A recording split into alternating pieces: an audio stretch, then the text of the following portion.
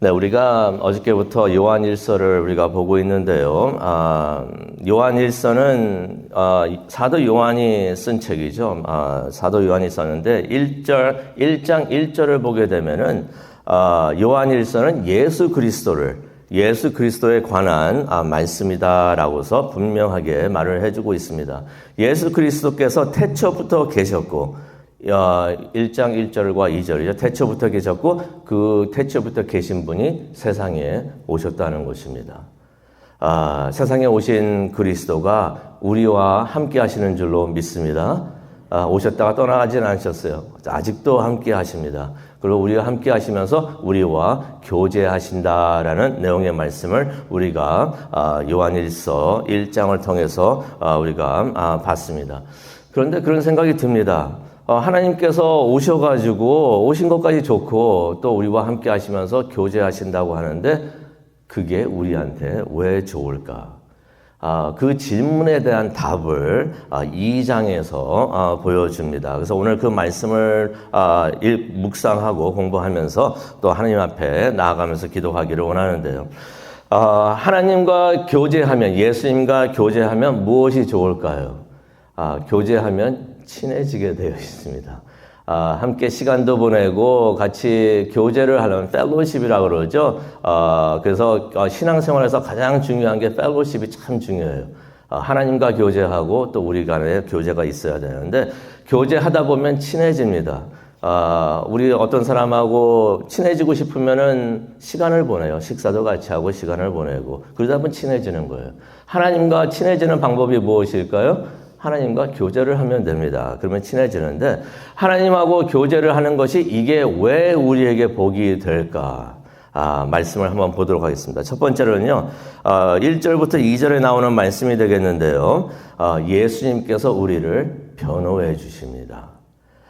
요한 1서 2장 1절을 보니까 요한이 이런 말을 합니다. 내가 이렇게 글을 쓰는 것은 너희가 죄를 짓지 않게 하기 위함이다 라고 말을 하면서 근데 만일 누가 죄를 짓더라도 하나님 앞에서 우리를 변호해 주시는 분이 계시는데 그가 곧 의로우신 예수 그리스도다라고 말씀을 해주고 있습니다. 마지막 날에 우리 모두가 하나님 앞에 서게 되는 줄로 믿습니다. 어떤 분은 그러더라고요. 죄진 사람들만 재판받는다고. 아니에요. 우리 모두가 성경은 확실하게 말해주고 있습니다. 우리 모두가 모든 사람들이 하나님 앞에 서게 되어 있습니다. 스가랴에서도 그 말씀이 나오죠. 재판이 걸리게 되어 있는 것이에요. 재판을 받게 되어 있습니다. 하나님 앞에서 재판을 받는데 왜 재판을 받습니까? 우리를 고소하는 사람이 있는 것이에요. 누가 우리를 고소를 할까요? 누가 우리를 고소할까요? 이 사람에게 이런 죄가 있습니다. 라고서 우리를 고소하는 사람이 있습니다. 사람은 아니죠. 누가 그러나요?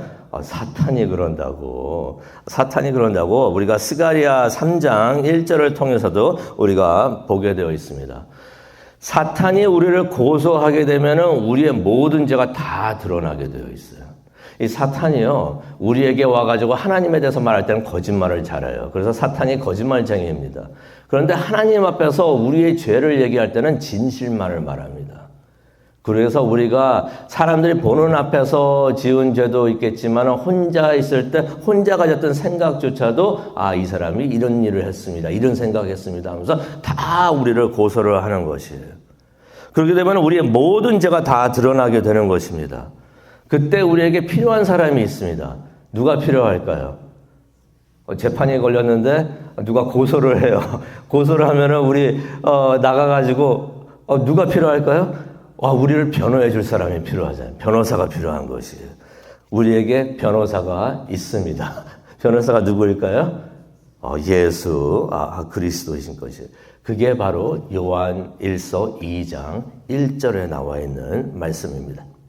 그래서 예수님께서 우리를 위해서 변호를 해주시는데 변호하는 내용이 2절에 나옵니다. 그가 우리의 화목제물이 되어주셔서 십자가에서 죽으셨기 때문에 그래가지고 우리의 죄값을 이미 다 치러주셨다는 것입니다. 그러니 우리에게 죄가 있는데 죄가 없다는 게 아니에요. 죄가 있는데 죄값을 예수님께서 화목제물이 되어주셔서 다 치러주셨다는 것이에요. 예수님께서 그렇게 변호를 해주실 때 하나님께서 그 변호를 들으시고 말씀하십니다. 우리에게 죄가 없다. 우리가 의로워서가 아니고 예수님의 공로로 우리의 모든 죄가 다 깨끗하게 정결하게 되는 줄로 믿습니다. 그래서 하나님께서 우리를 천국에 가라라고서 재판을 맞춰 주십니다. 근데 우리가 그런 판정을 받기 위해서는 우리가 할 일이 있습니다. 우리의 죄가 그냥 다 용서받는 것이 아니에요. 우리가 우리의 지은 죄를 용서받으려면은 우리가 지은 죄를 회개를 해야 됩니다. 하나님 앞에 나와서 예수님의 공로로 우리가 회개를 해야 됩니다. 다 고백하고 그래서 우리가 우리의 지은 죄를 다 고백하고 회개하기를 바랍니다. 그랬을 때 예수님의 변호를 받을 수가 있습니다.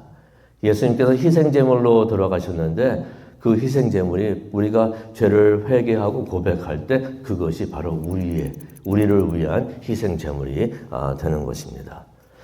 두 번째로 예수님은 우리의 본보기가 되어주십니다. 모범이 되어주십니다. 3절부터 6절에 있는 말씀이 되겠는데요. 3절을 보게 되니까 하나님을 아는 사람은 그의 계명을 지킨다라고 말씀을 하십니다. 우리가 다시 한번 새겨드려야 하는 말씀이 되는데요. 근데 하나님을 안다고 하면서 그의 계명, 다시 말해서 하나님의 말씀을 지키지 않으면은 4절입니다. 거짓말쟁이다. 라고 성경은 말씀을 하고 있습니다. 그런데 어떻게 하나님 말씀을 우리가 잘 지키면 살 수 있을까? 그런 생각이 들어요. 우리가 모든 것을 처음 할 때 잘 할 줄을 모릅니다. 그러면은 우리가 누가 하는 것을 보면서 따라하기를 원해요. 누가 뭐 하면은 본보기가 있으면은 example이 있으면은 그걸 보면서 따라하면 되는데 그러면 잘 할 수 있는데 우리에게 본보기가 되어 주시는 분이 계시다는 것이에요. 그게 누구십니까? 바로 예수님이십니다. 그래서 6절에 나오죠. 우리는 예수님을 따라가기만 하면 된다. 예수님이 하신 것을 우리가 그대로 보고 우리가 따라가면 되는 줄로 믿습니다. 예수님을 본보기 삼아서 예수님을 닮아가는 우리 모두가 되기를 원합니다. 예수님과 교제하게 되면은 예수님이 하시는 것이 보여요. 예수님의 마음도 보이고요. 그러면 우리가 예수님을 닮아갈 수 있는 줄로 믿습니다. 세 번째는 우리가 무엇을 해야 되는가? 예수님께서 우리에게 어떤 축복이 되어주시는가? 7절부터 11절에 나오는데요. 예수님께서 우리가 해야 되는 일들을 우리에게 알려주십니다.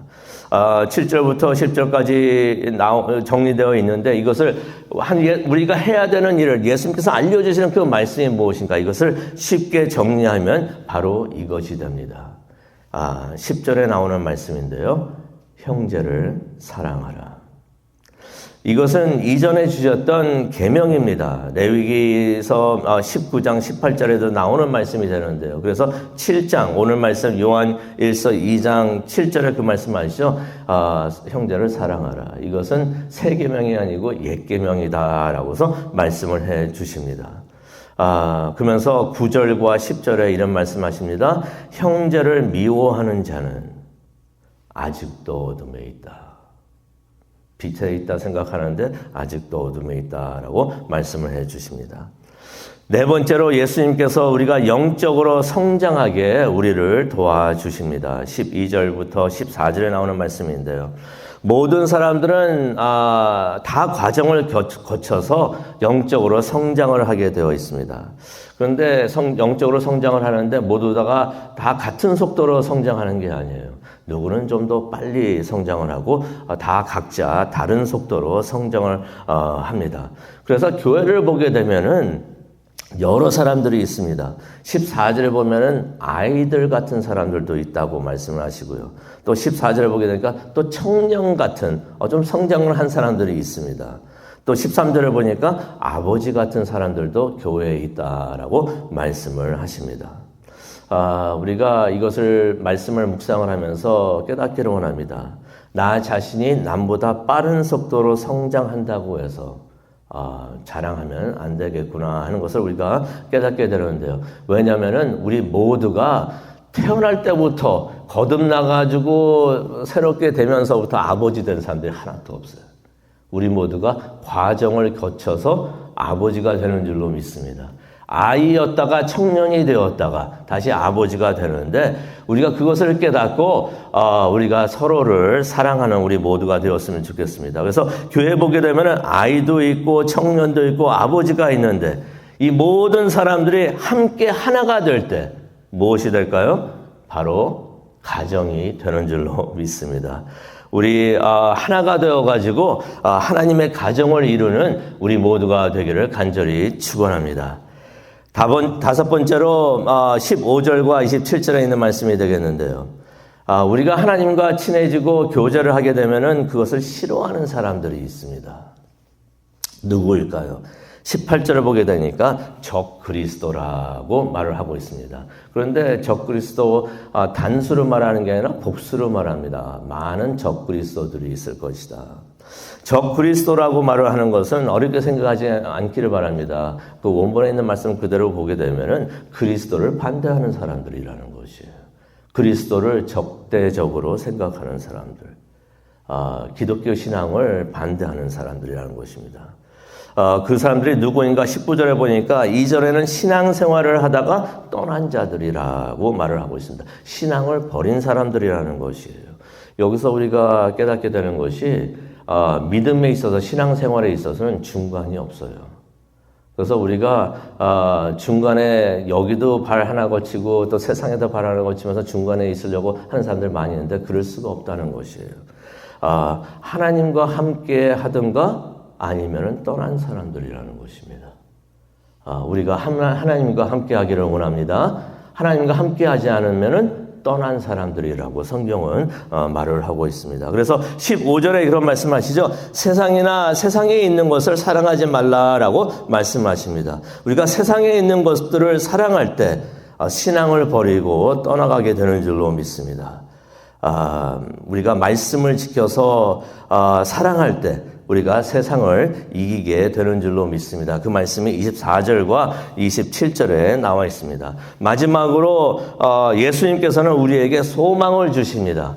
28절과 29절에 나와 있는 말씀인데요. 우리가 예수님과 교제하게 되면 소망을 갖게 되는데 예수님께서 재림하실 때 두려워하지 않고 영적으로 담대함을 갖게 되는 줄로 믿습니다. 그래서 예수님께서 오실 때 아직 준비가 안 됐습니다. 조금 이따 오십시오라고 말하는 것이 아니라 어서 오시옵소서. 마라나타. 주여 어서 오시옵소서. 할렐루야 하고 예수님을 맞이하는 우리 모두가 되기를 원합니다. 29절에 나와 있죠. 주의 말씀을 지키는 사람은 구원을 받은 사람들이다 라고서 말씀을 해 주십니다.